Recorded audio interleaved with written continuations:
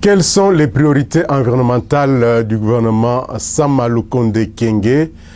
Le Premier ministre Jean-Michel a défendu son programme d'action pour le reste du quinquennat du président Félix-Antoine Tshisekedi Tshilombo.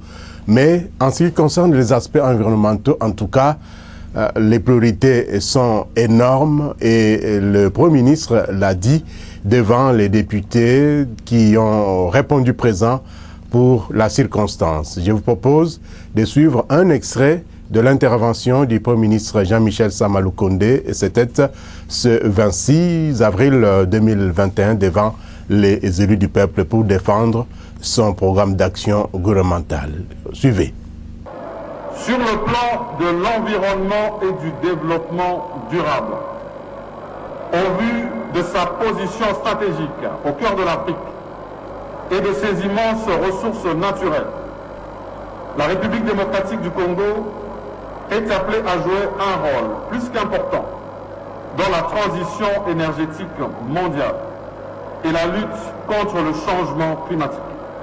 C'est pour cela que le président de la République, qui accorde une grande importance à cette question cruciale et hautement stratégique pour l'avenir de l'humanité, a choisi de hisser le ministère de l'Environnement au rang de vice-primature. La stratégie du gouvernement en cette matière repose sur trois approches: la préservation, la conservation et la restauration. Pour ce faire, le gouvernement s'activera à faire bénéficier à notre pays des compensations et fonds actuellement disponibles au plan régional et international pour la conservation de son écosystème. À cet égard, il est tout de même inadmissible que la République démocratique du Congo, qui est le pays qui protège le mieux les forêts tropicales, ne bénéficie jusque-là d'aucun financement international pour ce faire. À cet effet, le gouvernement prévoit de promouvoir l'écologie et la protection de l'environnement. D'abord, en affirmant le leadership africain et mondial de notre pays dans le domaine de l'eau et de la forêt. Ensuite, en projetant pour l'avenir ce que doivent être les bases d'un développement durable, situé à l'intersection entre l'économie, le social et l'écologie. Pour y arriver, le gouvernement entend évaluer toutes les potentialités des richesses nationales en biodiversité. Il veillera à leur équilibre et protégera de manière efficace la forêt et les tourbières présentes au centre du bassin du Congo. Il sera d'ailleurs mené à cet égard un véritable plaidoyer au niveau tant national qu'international pour attirer les financements nécessaires.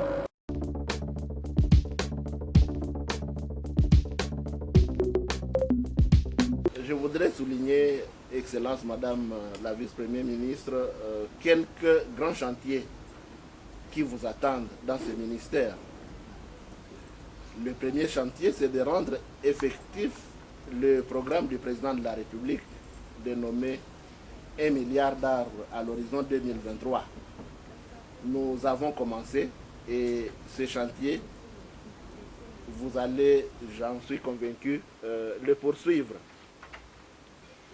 Il y a également le chantier de la diplomatie environnementale, parce je viens de vanter les grandes qualités de notre pays par rapport à la protection de notre planète. Mais cela ne peut pas être pour rien. Nous avons droit à une juste compensation de la communauté internationale et elle s'obtient par une diplomatie de choc que nous avons commencé sous le leadership du président de la République. Je souligne ici que vous avez un partenaire d'État et le président Tshisekedi travaille pour que notre environnement puisse nous amener à lutter également contre la pauvreté dans notre pays. Il y a en troisième lieu le chantier de la finalisation de la politique forestière de notre pays, parce qu'il est curieux que nous soyons les seconds poumons du monde, mais que nous n'ayons pas de politique forestière. Nous avons commencé ce chantier et il vous reviendra de le finaliser afin de doter notre pays d'une politique forestière qui va nous permettre de réviser le code forestier en vue de les mettre à jour. Le quatrième grand chantier, c'est le chantier de l'organisation des états généraux des forêts. Cela a été voulu par le président de la République. Cela permettra d'échanger sur les grandes questions de notre forêt afin que nos forêts, qui sont une ressource, contribuent au budget de l'État. Le ministère de l'Environnement et du Développement durable, c'est un des secteurs d'assiette fiscale. Nous ne pouvons pas nous mettre à quémander, si je peux utiliser cette expression, à supplier les moyens que le gouvernement nous donne pour arranger notre environnement de travail ou nos conditions sociales. C'est à nous qu'incombe la responsabilité de mobiliser les ressources nécessaires à orienter vers les trésors publics et lesquelles ressources vont aider à mettre en œuvre tout ce qu'il y a comme vision actuellement de l'Union sacrée sur la santé, l'éducation, l'emploi, les routes, toutes les questions sociales, tous les besoins sociaux de base et nous-mêmes notre environnement de travail. Parce que de toutes les façons, ça nous reviendra comme une certaine forme de rétrocession, conformément aux règles à la matière, à la législation à la matière. Donc, dans ces conditions-là, ça nécessite un minimum de l'ordre, tout simplement. Sauf si on s'évertue à évoluer dans les désordres. Mais quand vous dites évoluer dans les désordres a une finalité, il n'y a pas d'issue. On risque d'être dans le cul-de-sac. Mais lorsqu'il y a de l'ordre, vous-même, vous avez des prévisions pour dire, par rapport à telle prévision, demain, après-demain, je peux obtenir ceci et je peux vivre mieux. Parce que nous ne pouvons pas vivre continuellement au quotidien, nous devons vivre par rapport aux prévisions. Donc, moi, j'aimerais travailler avec des personnes qui ne voient pas qu'aujourd'hui, qui voient demain. Parce que nous devons léguer un Congo demain à nos enfants et nos petits-enfants, les Congos que nous avons hérités, les Congos de 2 345 000 kilomètres des eaux, des forêts, des superficies, de toutes les richesses que vous venez d'énumérer ici du bassin du Congo, de la biodiversité. Nous l'avons hérité, nous devons aussi les léguer. Et nous allons les léguer par la responsabilité. Les 22 et 23 avril dernier, le monde était suspendu sur les questions climatiques grâce au sommet convoqué par le président américain Joe Biden. Pourquoi convoquer ce sommet de 40 leaders africains et européens, asiatiques, américains, pour parler du climat? Effectivement, c'est parce que l'heure est grave, comme on dit, le réchauffement climatique est au zénith, comme on dit, et il faut donc trouver des solutions pour réguler le climat. Je vous propose de suivre d'abord cet élément proposé lors de ces sommets des leaders africains, européens, américains et asiatiques sur le sommet convoqué par le président américain Joe Biden. C'était par visioconférence. Suivez.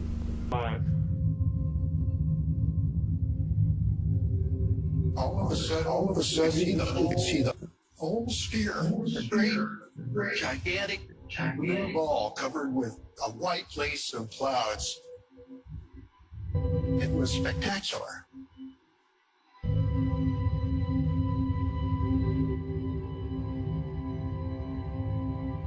See the curve of the Earth, and you see that the atmosphere is so tiny and thin compared to this planet. You understand that, wow, there's not that much there that's protecting us from the vacuum of space.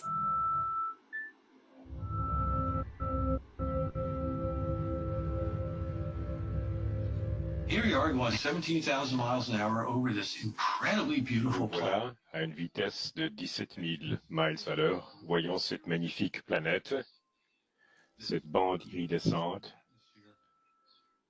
cette fine couche d'atmosphère, et c'est tout ce qui permet à la vie d'exister sur cette boule de pierre extraordinaire qui vole dans l'espace. Notre planète est en train de changer. Depuis la fin du 19e siècle, la Terre s'est déjà réchauffée d'au moins 1 degré centigrade, et nous en voyons les conséquences.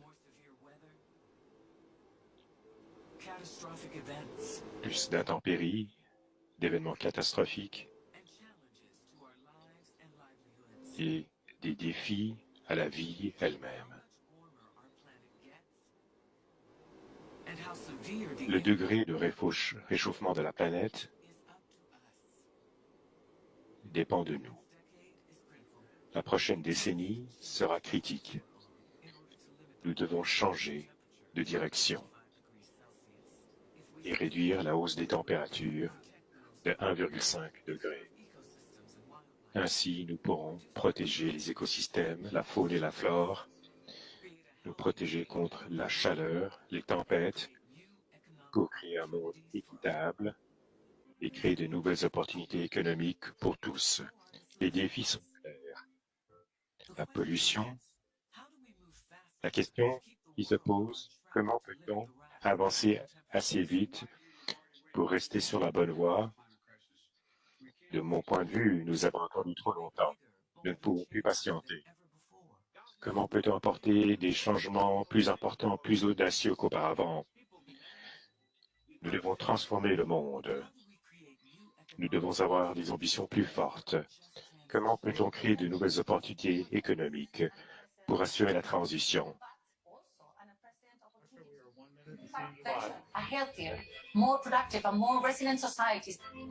Nous devons créer des sociétés plus résilientes et plus productives. Comment peut-on créer un avenir plus durable, plus gérable pour la planète? Ensemble, engagement plein de compassion, nous savons que c'est maintenant le moment d'agir. Nous devons aller plus vite pour faire en sorte que nous puissions répondre aux ambitions.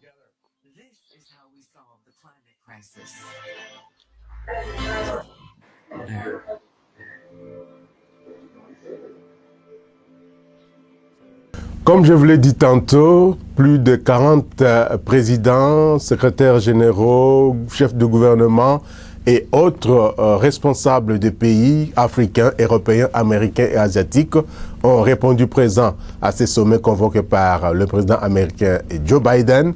Qu'est-ce qu'ils ont dit pour lutter contre les réchauffements climatiques, pour protéger l'environnement, pour protéger la biodiversité?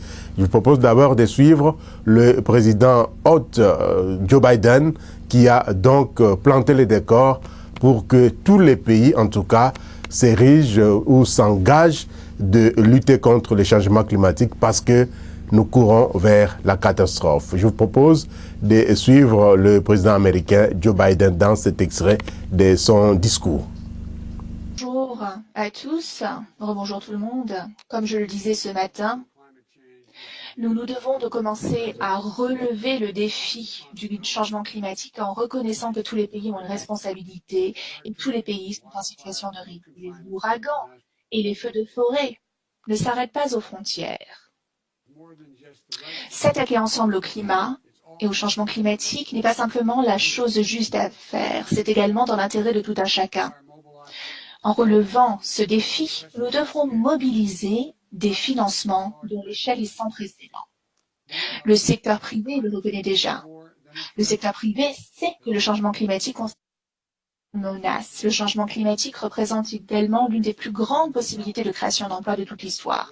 Des centaines de milliards de dollars sont déjà investis chaque année de par le monde en soutien à des projets qui créent une économie résiliente à zéro émission nette pour objectif. Mais le secteur privé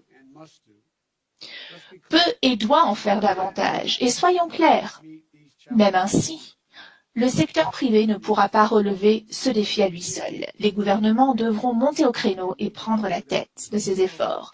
Nous avons un rôle à jouer pour assurer que les risques climatiques pour notre système financier soient mesurés, divulgués et atténués.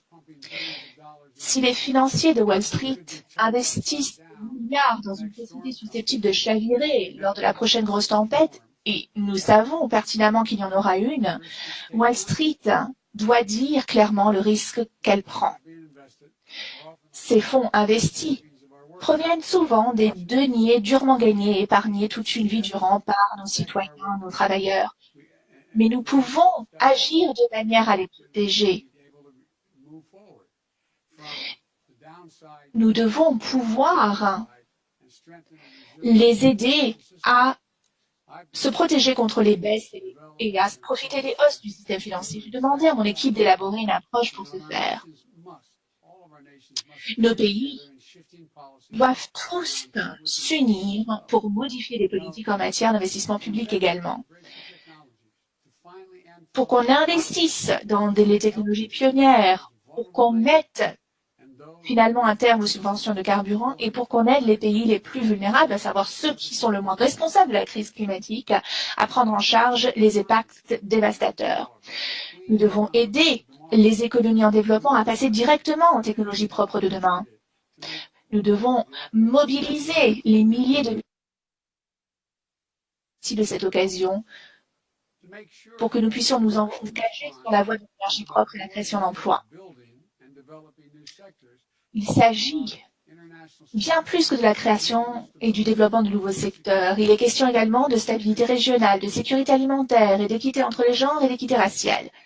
Notre but commun, à savoir celui de mobiliser 100 milliards de dollars par an pour les pays en développement, est essentiel pour ce faire.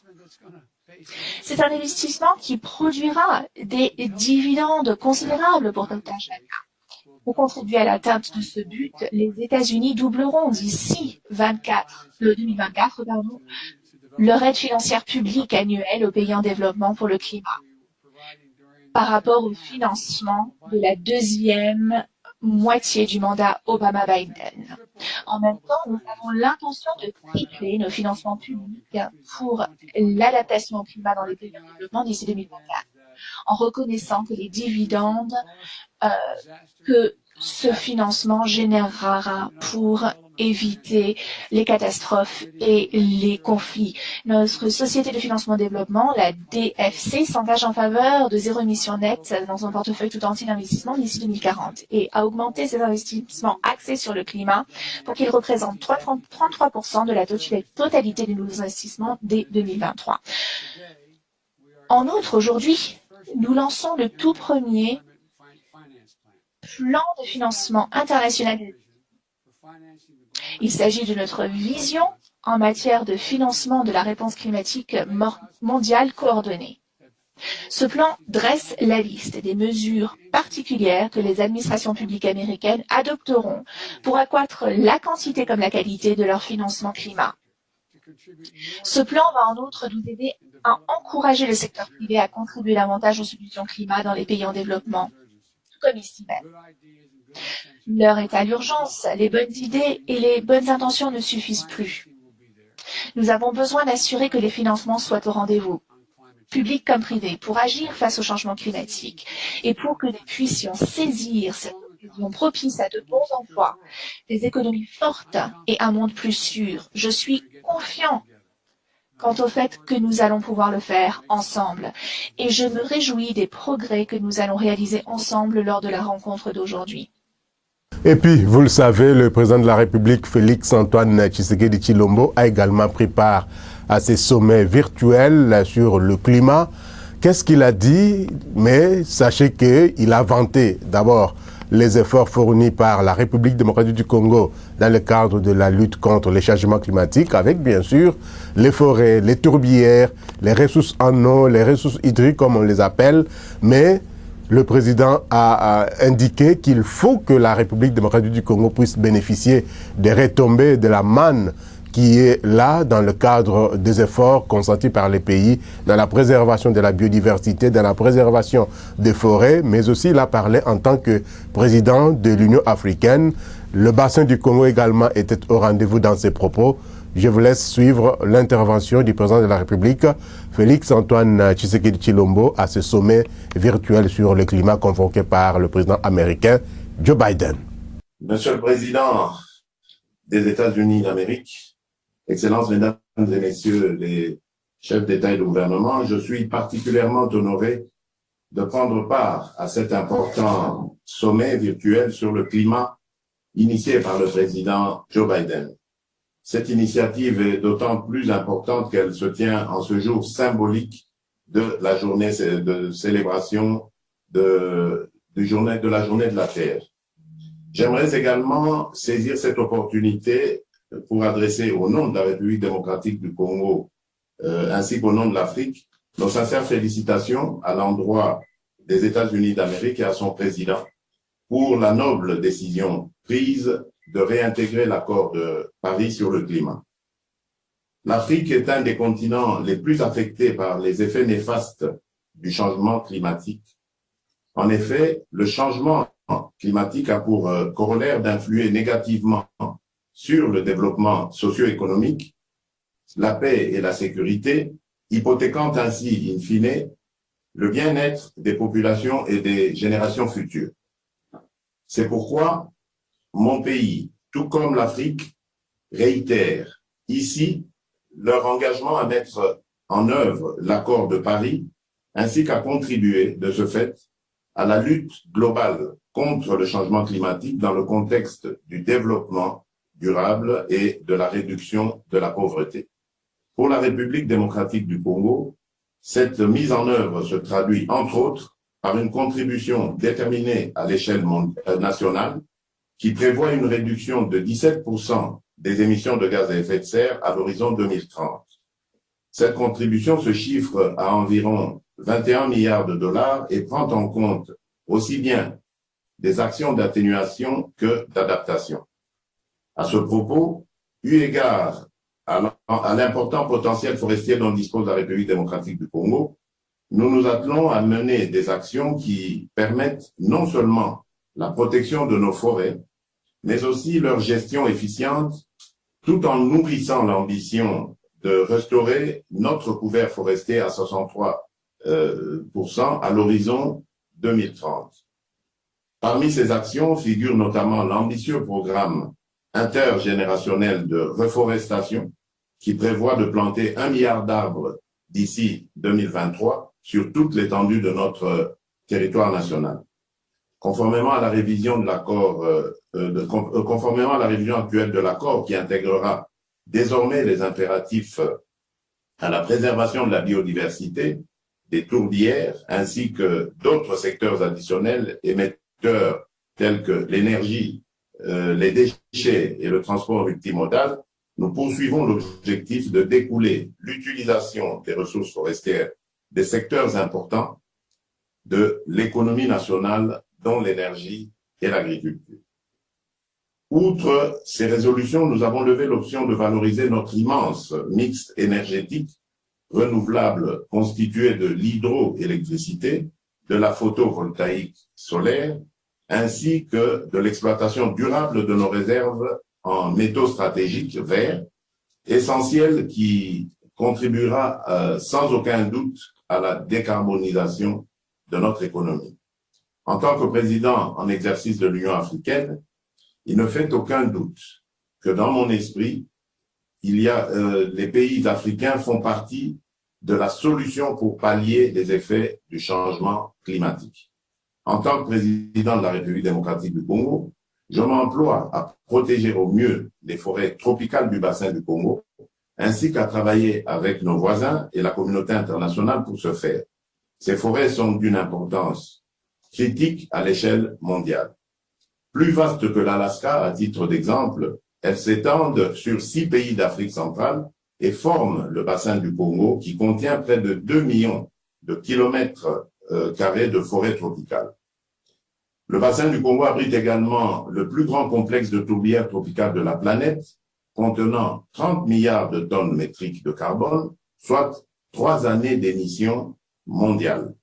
Cependant, en toute franchise, ces forêts sont en danger. L'exploitation illégale du bois et d'autres matières premières, ainsi que la consommation incontrôlée d'énergie, menacent le deuxième poumon du monde.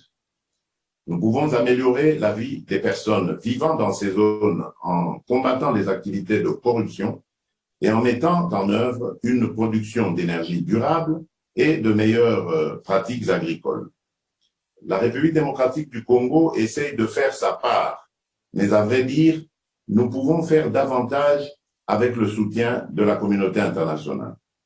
Je sais notamment, suite à mes échanges avec le président Biden et la vice-présidente Harris, que les États-Unis sont disposés à s'investir dans cette question fondamentale et j'ai également hâte d'approfondir notre coopération avec tous les pays, toutes les organisations internationales, ainsi que toutes les entités privées qui veulent faire une différence au profit des générations futures.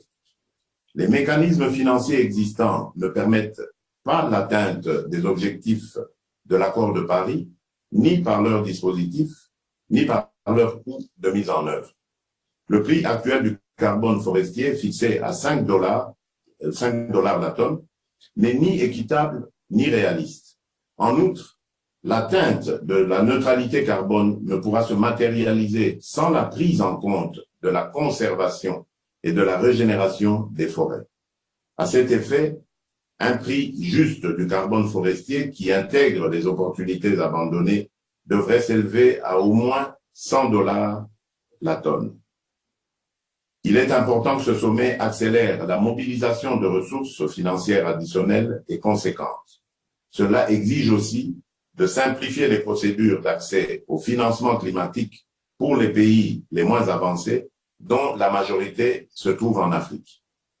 À cet égard, je voudrais rappeler l'importance de l'engagement des pays développés à mobiliser 100 milliards de dollars par an à partir de 2020 et à le rehausser à l'horizon 2025.